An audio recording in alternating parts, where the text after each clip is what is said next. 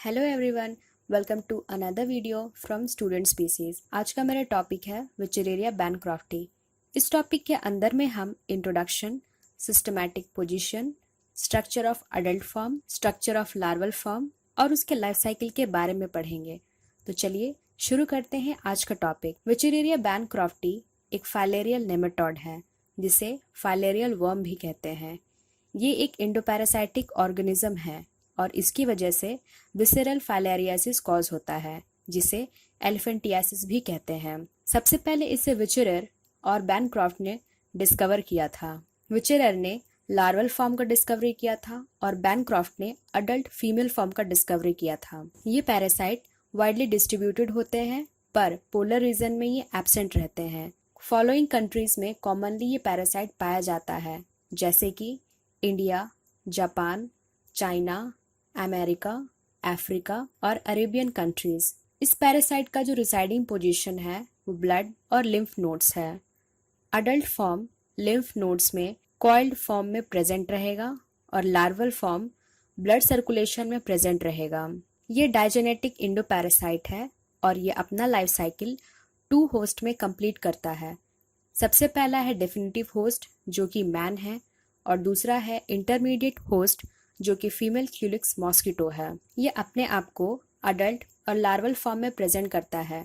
Larval form को माइक्रोफाइलेरी भी कहते हैं। सिस्टमैटिक पोजीशन, इसका फाइलम है नेमाटोड, क्लास है सिसर्नेटा, फैमिली फाइलेरिडी, जीनस विचरेरिया और स्पीसीज है विचरेरिया बैनक्रॉफ्टी। अब हम अडल्ट फॉर्म के स्ट्रक्चर को देखते हैं।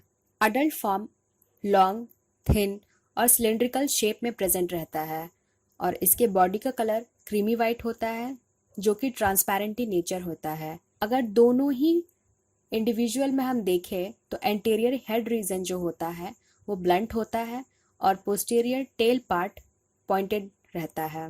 हेड रीजन में माउथ प्रेजेंट रहेगा जिसमें ओरल लिप्स एब्सेंट रहेगा। एलिमेंट्री कैनाल अडल्ट फॉर्म में सिंपल और स्ट्रेट फॉर्म में रहता है जिसमें फेरिंक्स, ओसोफेगस, इंटेस्टाइन और एनस प्रेजेंट रहेगा।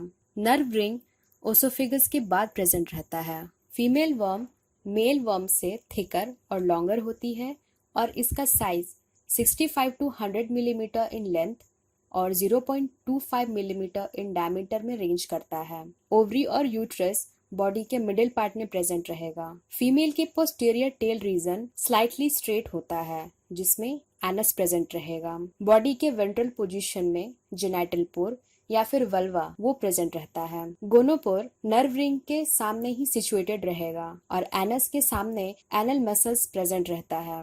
ये है मेल वर्म का स्ट्रक्चर जो कि शॉर्टर और थिनर होता है फीमेल से। मेल का posterior part slightly curved position में रहता है और इसमें एनस प्रेजेंट रहेगा। एनस में एक pair of copulatory spicules present रहते हैं और साथ ही साथ इसमें कॉपुलेटरी पैपिली भी पाया जाता है। टेस्टिस बॉडी के मिडिल पोर्शन में सिचुएटेड है। अडल्ट फॉर्म्स जो होते हैं वो अपने आप को कॉइल्ड मैनर में लिम्फ नोड्स या फिर लिम्फ वेसल में प्रेजेंट करते हैं। अब मॉर्फोलॉजी ऑफ लार्वल फॉर्म को देखते हैं। फीमेल वर्म्स ओवोविविपेरस होती है, मतलब एग का हैचिंग बॉडी के अंदर होगा। एग से न्यूमरस लार्वा का हैचिंग होता है और लार्वल फॉर्म को विचरेरिया माइक्रोफाइलेरी कहते हैं। माइक्रोफाइलेरी लूज शीट से कवर्ड होता है जो कि एग मेम्ब्रेन का बना होता है। इसका size 250 to 300 micrometer in length और इसका डायमीटर 6 to 10 माइक्रोमीटर होता है। हेड के एंटीरियर पार्ट में स्पेस पाया जाएगा जिसे सिफेलिक स्पेस कहते हैं और इसमें किसी भी तरह का ग्रैनुअल्स प्रेजेंट नहीं रहता है। क्यूटिकुलर बॉडी शीट है वो एग का कोरियोनिक मेम्ब्रेन से बना होता है जो कि हैचिंग के टाइम इसके अराउंड डेवलप होता है। सेंट्रल एक्सिस के अलोंग सोमैटिक सेल प्रेजेंट रहता है और टेल टिप रीजन में ये एब्सेंट रहता है। नर्व रिंग भी प्रेजेंट रहता है और इसमें ग्रैनुअल्स प्रेजेंट नहीं रहेगा। इस पूरे बॉडी स्ट्रक्चर में 2 वी स्पॉट्स प्रेजेंट रहते हैं। एंटीरियर वी स्पॉट को रूडिमेंट्री एक्सक्रीटरी पोर कहते हैं जो कि नेफ्रेडियोफोर की तरह होता है। पोस्टीरियर बी स्पॉट को एनल पोर कहते हैं। बॉडी के टेल रीजन में जी सेल पाया जाएगा जो कि एनल पोर के ठीक आगे होगा। ये फॉर्म हाईली एक्टिव होता है और ये ब्लड सर्कुलेशन में फ्रीली मूव करता है। ये नक्टरल पीरियोडिसिटी को डिस्प्ले करता है, मतलब इन्फेक्टेड पर्सन रात में सोया हुआ होगा तो वो पेरिफेरल ब्लड में 10 PM to 4 AM के बीच पाया जाएगा और इसी दौरान वेक्टर इंसेक्ट का बाइटिंग पैटर्न भी शुरू होता है। दिन के समय में ये फॉर्म लंग्स, हार्ट और किडनी के कैपिलरीज में लोकेटेड रहेगा। अब life cycle of Wuchereria bancrofti के बारे में देखते हैं। वुचरेरिया बैनक्रॉफ्टी एक डायजेनेटिक इंडोपैरासाइट है और अपना लाइफ साइकिल 2 होस्ट में कंप्लीट करता है। पहला होस्ट है मैन, जिसे डेफिनेटिव होस्ट कहते हैं, और सेकंड है फीमेल क्यूलिक्स मॉस्किटो, जो कि वेक्टर का काम करती है। अब हम वेक्टर इंसेक्ट में इसका लाइफ साइकिल देखते हैं। वेक्टर बॉडी के अंदर माइक्रोफैलेरी अपना लार्वल डेवलपमेंट को कंप्लीट करती है। ये वेक्टर बॉडी में इन्फेक्टेड पर्सन के ब्लड मील को सक करने के दौरान उसके बॉडी में इंटर करता है। बॉडी में इंटर करने के बाद ये वेक्टर के मिडगट यानी कि स्टमक में जाके इंटर करेगा।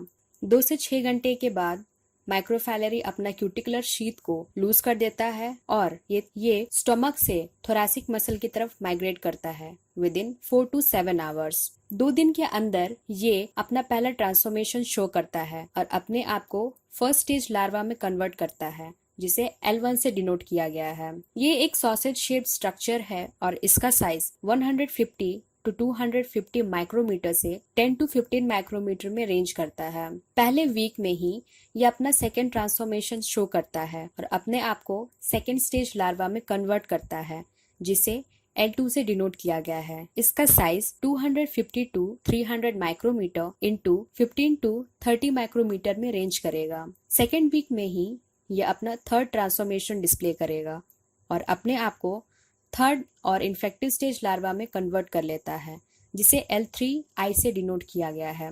L3 हेल्दी पर्सन के अंदर इन्फेक्शन कॉज करता है। अब यहाँ जो थर्ड इन्फेक्टिव स्टेज लार्वा है उसमें बॉडी के सारे इंटरनल स्ट्रक्चर प्रेजेंट रहेंगे। थर्ड स्टेज लार्वा स्टमक से वेक्टर के प्रोबोसिस में माइग्रेट करता है और वहाँ पे ये हेल्दी पर्सन में जाने के लिए वेट करेगा। माइक्रोफाइलेरी मल्टीप्लिकेशन शो नहीं करता है, तो एक माइक्रोफैलेरी एक इन्फेक्टेड थर्ड स्टेज लार्वा को डेवलप करेगा। अब हम इसका लाइफ साइकिल मैन में देखते हैं। एक हेल्दी पर्सन इस पैरासाइट को तब अक्वायर करता है जब infected female Culex mosquito healthy person को बाइट करेगा। जब वेक्टर इंसेक्ट हेल्दी पर्सन को बाइट करता है तो ये उसके स्किन में पंचर या फिर कट प्रोड्यूस करता है और वहीं पे ये लार्वा 3 को इजेक्ट कर देता है। Infected third stage larva body के अंदर हमेशा पेयर्स में घुसेंगे। थर्ड स्टेज लार्वा अब उस कट के थ्रू बॉडी सर्कुलेशन में इंटर करता है। बॉडी सर्कुलेशन में इंटर करने के बाद वो लिम्फेटिक वेसल में इंटर करेगा और लिम्फेटिक वेसल के थ्रू होते हुए ये एब्डोमिनल लिम्फ ग्लैंड्स में इंटर करता है। लिम्फ ग्लैंड्स में third infected stage larva third और फोर्थ मोल्टिंग डिस्प्ले करता है और ये अपने आप को अडल्ट फॉर्म में कन्वर्ट कर लेता है।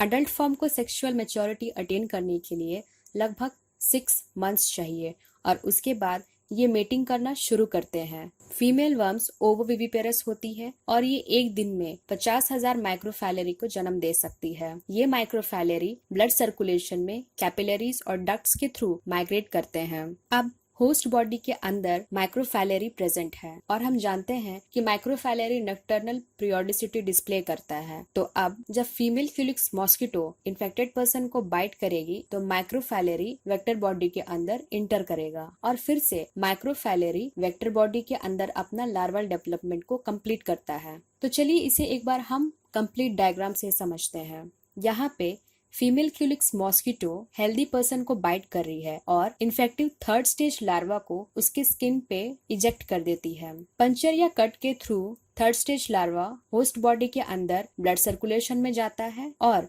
ब्लड सर्कुलेशन से ये लिम्फेटिक ग्लैंड्स में जाके रिसाइड करेगा। लिम्फेटिक ग्लैंड्स में जा करके वो अपने आप को अडल्ट फॉर्म में कन्वर्ट कर लेता है। अडल्ट फॉर्म में कन्वर्ट करने के बाद वो सेक्सुअल मैच्योरिटी अटेन करेगा और उसके बाद ये मेटिंग करना शुरू करता है। फीमेल एक दिन में 50,000 माइक्रोफैलेरी को जन्म देती है। अब ये माइक्रोफैलेरी लिम्फेटिक ग्लैंड से ब्लड सर्कुलेशन में इंटर करता है और अब होस्ट बॉडी के ब्लड सर्कुलेशन में माइक्रोफैलेरी प्रेजेंट है। जब female Culex mosquito infected person को बाइट करती है तो माइक्रोफैलेरी फिर से उसके बॉडी के अंदर जाता है और वहां से वो अपने आप को फर्स्ट स्टेज, सेकेंड स्टेज और थर्ड स्टेज लार्वा में कन्वर्ट कर लेता है और फिर से ये वेक्टर के प्रोबोसिस में जाकर के रिसाइड करेगा। और जब यही इन्फेक्टेड वेक्टर किसी हेल्दी पर्सन को बाइट करेगी तो फिर से थर्ड इन्फेक्टेड स्टेज लार्वा को उसके बॉडी के अंदर इजेक्ट कर देती है। तो ये है उसका कंप्लीट लाइफ साइकिल। अगर आपको ये वीडियो इन्फॉर्मेटिव लगे तो प्लीज इसे जरूर शेयर करें।